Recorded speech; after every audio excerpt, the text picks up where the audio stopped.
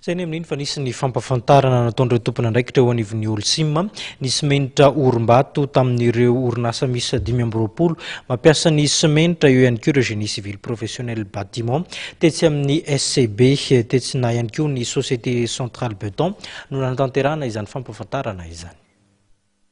Ny septambra 2024 no nataony fanandramana voalohany an'ity simenitra ity ka ny janoary 13 nanomboka namiteny amin'ny tsena izy.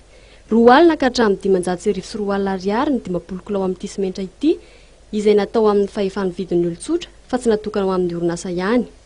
Orim-bato zany dia eo amin'ny tanjaka izay avo dia avo no tena tompony dia indrindra ihany koa eo amin'ny mise en œuvre ny fampiasana anazy dia misy tombony be be satria dia mora maka toerana tsy mila mandany andro manafangaro be zany mora ny fampiasana azy amin'ny fangaro ao anatiny ihany koa dia mitsitsy rano ny simenitra orim-bato.